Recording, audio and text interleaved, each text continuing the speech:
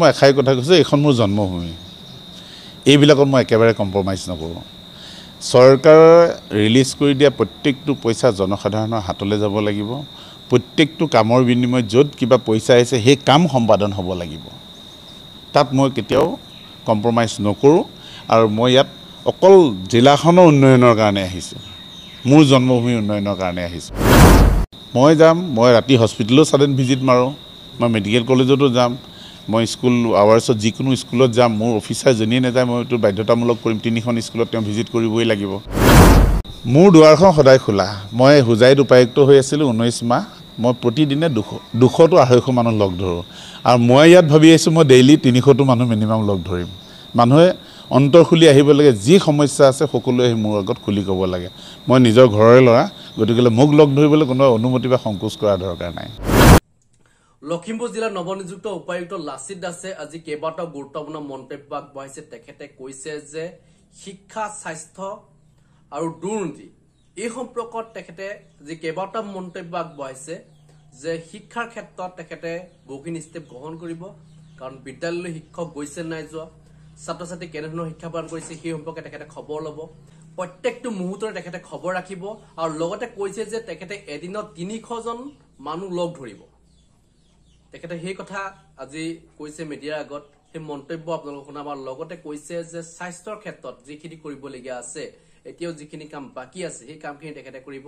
আৰু ঠিকাদাৰ ক্ষেত্ৰত যিখিনি দুৰ্নীতি হয় সেই দুৰ্নীতিখিনি তেখেতে নাইকিয়া কৰিব বিচাৰিছে, কাৰণ কাম কমপ্লিট হলেহে ঠিকাদাৰক ধন দিব। তেখেতে কাম কমপ্লিট নোহোৱাকে কেতিয়াও ঠিকাদাৰক ধন নিদিয়ে, কাৰণ ঠিকাদাৰে আগতীয়াকৈ ধন লয় কিন্তু কাম কমপ্লিট নকৰে।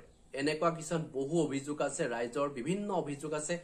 গতিকে ৰাইজে লগ কৰিবৰ কাৰণে তেখেতলৈ ভয় কৰিব নালাগে, তেখেতক লগ কৰিব পাৰিব বুলি তেখেতে উল্লেখ কৰিছে।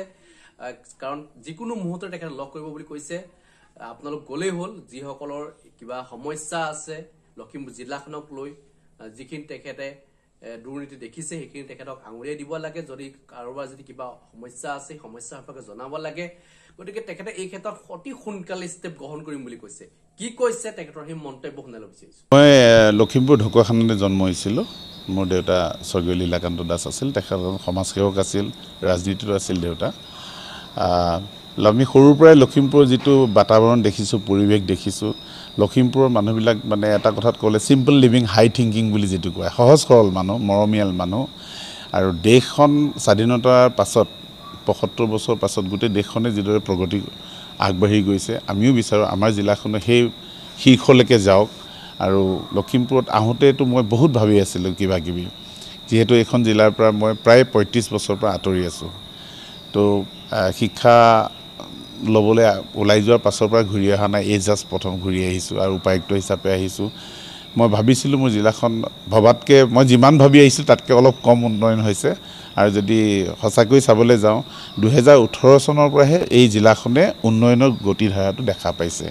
ইয়াৰ আগত জিলাখনৰ অৱস্থা অতি বেয়া আছিলে। আৰু বিগত 2021 চনৰ পৰা আমাৰ এইটো ক'ব লাগিব, ভাল কাম কৰা মানুহৰ নাম সদায় ক'ব লাগিব। আমাৰ সদৰ সমষ্টিৰ বিধায়কে হওক বা ঢকুৱাখানা সমষ্টিৰ বিধায়ক হওক, বিহপুৰীয়া সমষ্টিৰ বিধায়ক হওক, এখেত সকলোৱে মিলি খুব ধুনীয়াকৈ জিলাখনৰ উন্নয়নৰ হৈ কাম কৰিছে। আৰু আপোনালোকে নিশ্চয় দেখিছে বিগত 3টা বছৰত লখিমপুৰ চহৰখনে এটা বেলেগ ৰূপ ধাৰণ কৰিছে। লখিমপুৰত নতুন নতুন ইনষ্টিটিউশ্যন গঢ়ি উঠিছে, ইনফ্ৰাষ্ট্ৰাকচাৰ গঢ়ি উঠিছে। আৰু মাননীয় মুখ্যমন্ত্ৰীদেৱে এই পিছপৰা অঞ্চলটোক আৰু আগুৱাই নিবলৈ যথেষ্ট প্ৰচেষ্টা কৰিছে।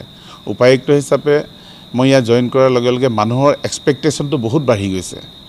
মই যিহেতু ইয়াৰে সন্তান, এতিয়া এই জিলাখনৰ উন্নয়নৰ কাৰণে অন্তৰৰ পৰা মই যিমান ভাবিম হয়তো বেলেগ এজনে ভাবিব নোৱাৰিব, পাৰিব যদি তেওঁ ইয়াৰে সন্তান হয়।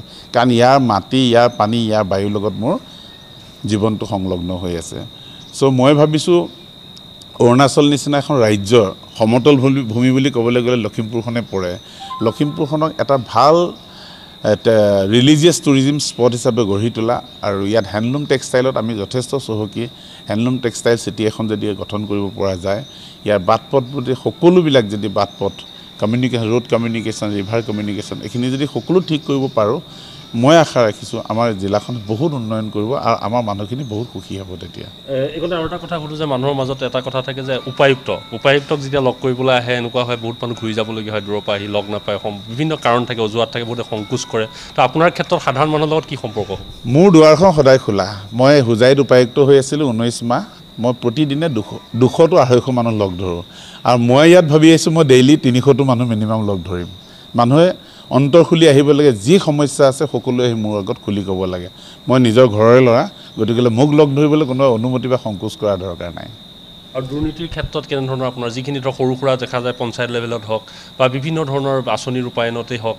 বা সমবায় ভিত্তিতে হওক বিভিন্ন ক্ষেত্ৰত কিছুমান দুৰ্নীতি হৈ থাকে য'ত সাধাৰণ লোকসকল খুব ভুক্তভোগী হয় এইবোৰ ক্ষেত্ৰত আপুনি কেনেধৰণৰ পদক্ষেপ কাৰ্যক্ষেত্ৰত আপোনালোকে দেখিব মই প্ৰথম যেতিয়া আমাৰ ইয়াতে বিষয়াসকলৰ লগত হেৰি কৰিছোঁ মই এষাৰি কথা কৈছোঁ এইখন মোৰ জন্মভূমি এইবিলাকত মই একেবাৰে কম্প্ৰমাইজ নকৰোঁ চৰকাৰে ৰিলিজ কৰি দিয়া প্ৰত্যেকটো পইচা জনসাধাৰণৰ হাতলৈ যাব লাগিব প্ৰত্যেকটো কামৰ বিনিময়ত য'ত কিবা পইচা আহিছে সেই কাম সম্পাদন হ'ব লাগিব তাত মই কেতিয়াও কম্প্ৰমাইজ নকৰোঁ আৰু মই ইয়াত অকল জিলাখনৰ উন্নয়নৰ কাৰণে আহিছোঁ মোৰ জন্মভূমিৰ উন্নয়নৰ কাৰণে আহিছোঁ তো মই এইটো একেবাৰে টলাৰেট নকৰোঁ আৰু যিকোনো পে'মেণ্টেই নহওক আনটিল এণ্ড আনলেছ 100% ছেটিছফেকশ্যন কামৰ ৰিপৰ্ট নোহোৱাকৈ কোনো পে'মেণ্ট ৰিলিজ নহয় ইয়াৰ পৰা সেইটো মই এনচিয়'ৰ কৰিম মানে ঠিকাদাৰে পইচা পোৱাৰ আগত কাম সম্পূৰ্ণ হ'ব লাগিব নিশ্চয় হ'ব লাগিব তেওঁলোকে ৰানিং বিল পায় কিবা পায় পাব কিন্তু কাম সম্পূৰ্ণ নোহোৱাকৈ 100% কেতিয়াও পে'মেণ্ট নাপায় সেইটো মই আপোনালোকক সমগ্ৰ লখিমপুৰবাসী ৰাইজক মই আজি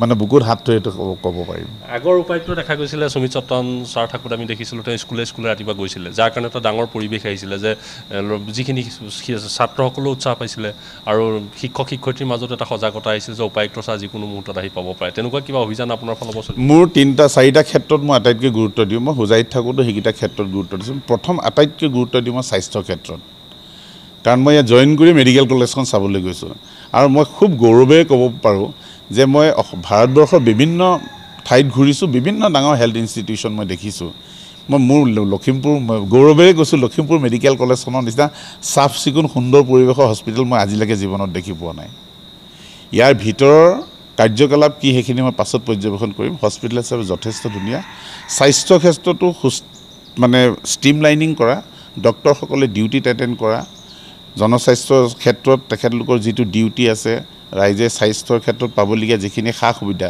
আমাৰ যিমানখিনি ইনফ্ৰাষ্ট্ৰাকচাৰ আছে সেইখিনিৰ ওপৰত মই গুৰুত্ব দিম আৰু আশা ৰাখিম মই আমাৰ বিধায়কসকলৰ লগত ল'ম মাননীয় মুখ্যমন্ত্ৰীক অনুৰোধ জনাম যাতে আমাৰ মেডিকেল কলেজখনৰ এখন ছুপাৰ স্পেচিয়েলিটি হেৰি এখন খোলে সংযোজন কৰি দিয়ে আৰু গাঁৱত এটা অসুবিধা হয় যিখিনি কেন্দ্ৰ আছে বহুত চিকিৎসক নাযায় বা নাৰ্ছ অনুপস্থিত থকা বিভিন্ন অভিযোগ আহি থাকে যে বগী নদী হওক বিভিন্ন ভিতৰ অঞ্চল কিছুমানতো এনেকুৱা হৈ থাকে এইবোৰ ক্ষেত্ৰতো আপোনাৰ যিকোনো মুহূৰ্তত আপোনাৰ অভিযান আৰম্ভ হ'ব পাৰে যিকোনো মুহূৰ্তত আপুনি উপস্থিত হ'ব পাৰে অভিযান আৰম্ভ হ'ব মই হোজাই স্বাস্থ্য ক্ষেত্ৰত আমূল পৰিৱৰ্তন আনিছোঁ আপোনালোকে পৰ্যালোচনা কৰি চালে দেখিব মই স্বাস্থ্য ক্ষেত্ৰতো গোটেইটো ষ্ট্ৰীমলাইনিং কৰাই দিম দ্বিতীয়টো মোৰ শিক্ষা যেতিয়া বিদ্যালয় যাব পাৰে যিকোনো মুহূৰ্তত মই যাম মই ৰাতি হস্পিটেলো ছাডেন ভিজিট মাৰোঁ মই মেডিকেল কলেজতো যাম মই স্কুল আৱাৰ্ছত যিকোনো স্কুলত যাম মোৰ অফিচাৰ যেনিয়ে নাযায় মই এইটো বাধ্যতামূলক কৰিম 3খন স্কুলত তেওঁ ভিজিট কৰিবই লাগিব শিক্ষক আহিছেনে নাই অৱশ্যে এতিয়া শিক্ষা ক্ষেত্ৰটো ষ্টাৰ্ট হোৱাৰ পৰা কিন্তু আমাৰ শিক্ষকসকল নিয়মীয়া হৈছে সেই ক্ষেত্ৰত আপোনালোকে চাব